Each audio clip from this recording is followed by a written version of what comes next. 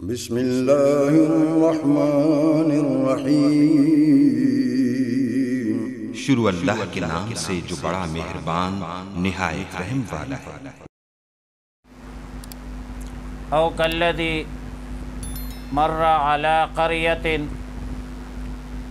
یا اس شخص کی طرح جو گزرا ایک بستی پر، وہی خاویۃ علی عروشہا، اے ساقطۃ علی عروشہا، اور یہ بستی اس حال میں تھی کہ چھتوں پر اس کے دیواریں گری پڑی تھی۔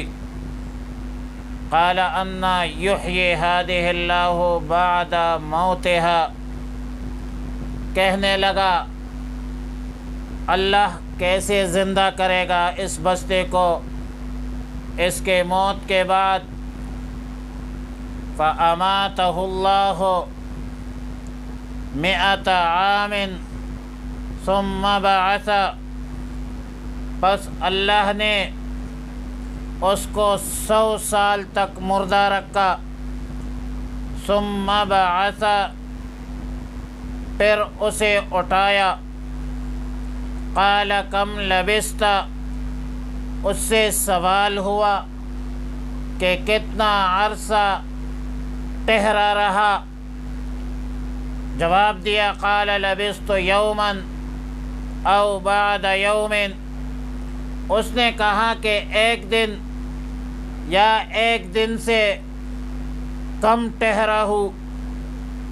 فرمایا قال بل لبثت 100 عام، فرمایا کہ تو نے ایک سال تک ٹھہرا رہا۔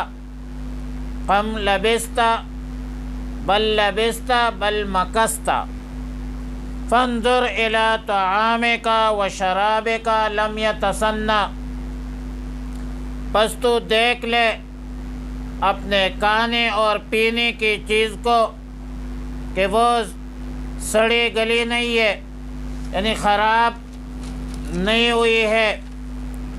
وانظر الی حمارک، اور دیکھ لیجئے اپنے گدھے کو۔ وَلِنَجْعَلَكَ آیَةً لِلنَّاسِ، تاکہ ہم تجھے نشانی بنا دے لوگوں کے لیے۔ وانظر الی العظام، دیکھ لے ہڈیوں کی طرف۔ کیف ننشزها کیف نجمعها، کہ ہم اس کو کیسے جوڑ دیتے ہیں۔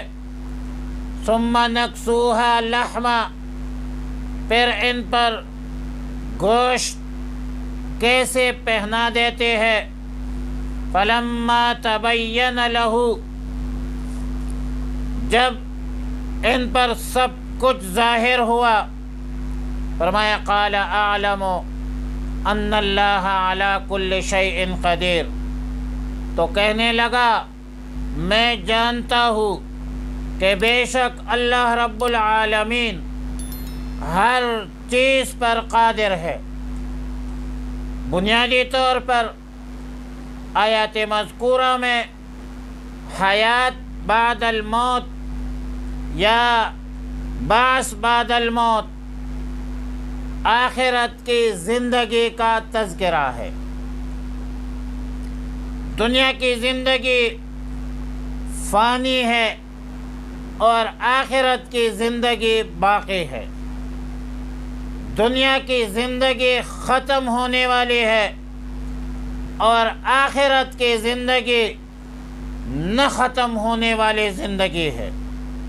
ہم سب نے مرنا ہے اور پھر دوبارہ زندہ ہونا ہے۔ اسے کو کہتے ہیں حیات بعد الموت یا بعث بعد الموت۔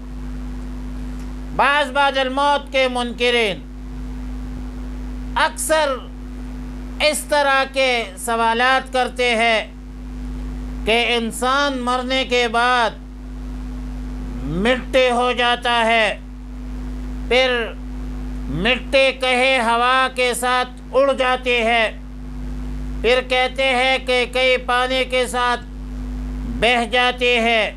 پھر کہتے ہیں کہ کبھی کئی درختوں اور کیتوں کی شکل اختیار کر لیتی ہے، اور پھر اس کا ذرہ ذرہ دنیا کے اطراف اور اکناف میں پھیل جاتا ہے، اور پھر کہتے ہیں کہ اب ان منتشر ذرات اور اجزائے انسانیہ کو جمع کر دینا، پھر اس میں روح ڈالنا وغیرہ وغیرہ، اس طرح کی سطحی باتیں کرتے ہیں۔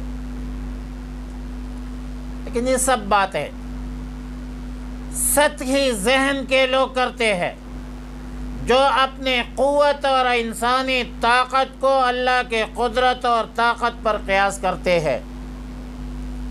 دیکھو، اگر ایک انسان ہی اپنے وجود پر غور و فکر کرے تو انسانیت کا وجود خود بکھرے ہوئے ذرات کا مجموعہ ہے۔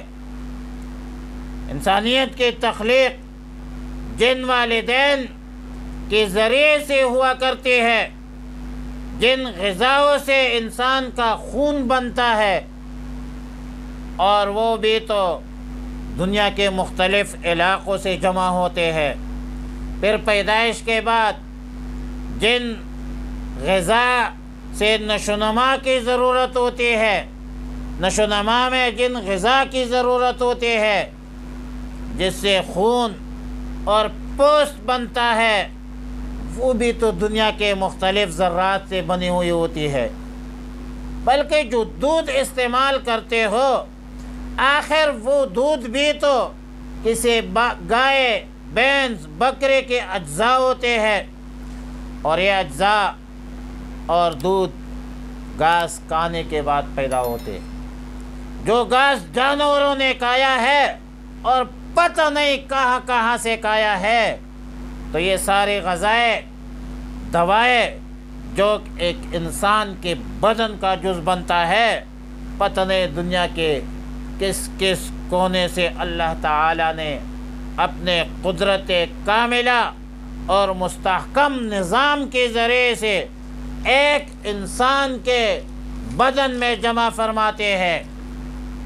اگر انسان اپنے وجود، اپنے بدن پر غور فکر شروع کرے تو بعث بعد الموت پر یہ تمام تر اشکالات خود بخود ختم ہو جائیں گے، حل ہو جائیں گے۔ وہ کون سی جا ہے جہاں جلوہ محبوب نہیں، شوق دیدار اگر ہے تو نظر پیدا کر۔ آیت مذکورہ عطف ہے ما قبل آیت پر، اور تقدیر عبارت یوں ہے: الم تر الی الذی حاج ابراہیم فی ربہ، اور وہل رأیت کالذی مر علی قریۃ وہی خاویۃ علی عروشہا۔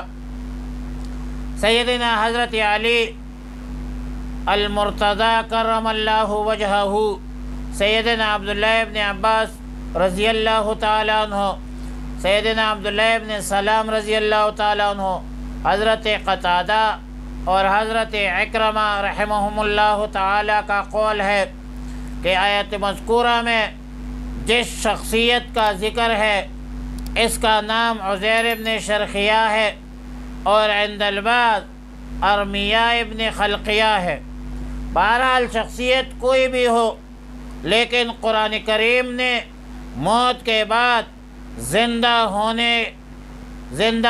ہونے کا مشاہدہ کرنے والے کا واقعہ ذکر کیا ہے کہ ایک بستے پر گزر ہوا، آبادی ختم ہو چکی تھی، دیوار منہدم اور چھتیں گر گئی تھی، پھر چھتوں پر دیواریں گر گئی تھی۔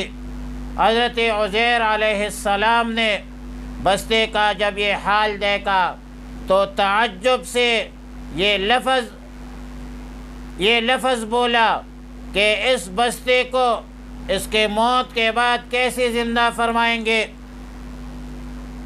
اللہ کی قدرت کا انکار مقصود نہیں تھا، جیسا کہ حضرت زکریہ علیہ السلام نے فرمایا: رب انا یکون لی غلام وقد بلغنی الکبر وامرأتی عاقر، اے میرے رب، میرا لڑکا کیسے ہوگا میں بوڑھا ہوں اور بیوی بانجھ ہے، تو حضرت زکریہ علیہ السلام نے تعجب کی بنیاد پر یوں کہا تھا، تو اس طرح عزیر علیہ السلام نے بھی یہ فرمایا تھا۔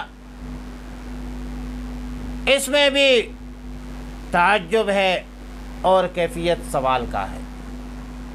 تو اللہ رب العالمین نے حضرت عزیر علیہ السلام کو 100 سال تک موت دی، اور 100 سال کے بعد جب اٹھایا تو سوال کیا کہ کم لبثتا، تم کتنے وقت اسی حالت میں ٹھہرے رہے؟ تو جواب دیا یومن او بعد یومن، ایک دن یا ایک دن کا کچھ حصہ۔ اللہ تعالیٰ نے فرمایا کہ تمہارا بیان درست نہیں ہے، تم 100 سال تک اس حالت میں رہے، اسی حالت میں رہے ہو، اور فرمایا کہ کھانے پینے کی چیزیں بھی دیکھ لیجئے، وہ بھی ایک ذرہ برابر خراب نہیں ہے۔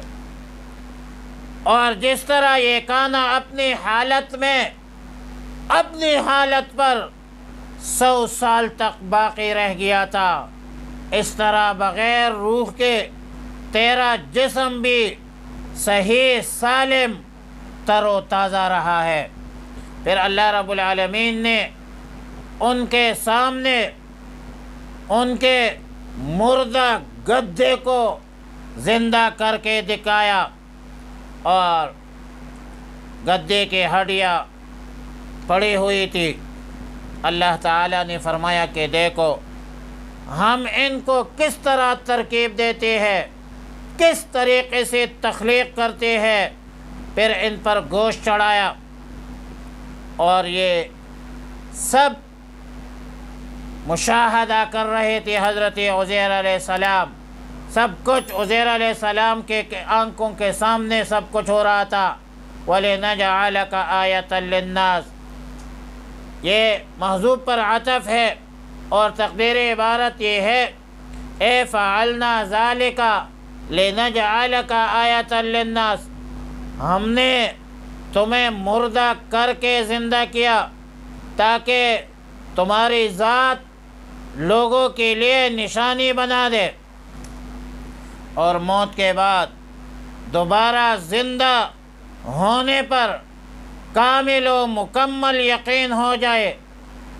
اور ظاہر ہے کہ پہلے حضرت عزیر علیہ السلام خود 100 سال تک مردہ رہا، اور پھر مردہ گدھے کو آنکھوں کے سامنے زندہ کیا، اور اسی کو مشاہدہ کہتے ہیں۔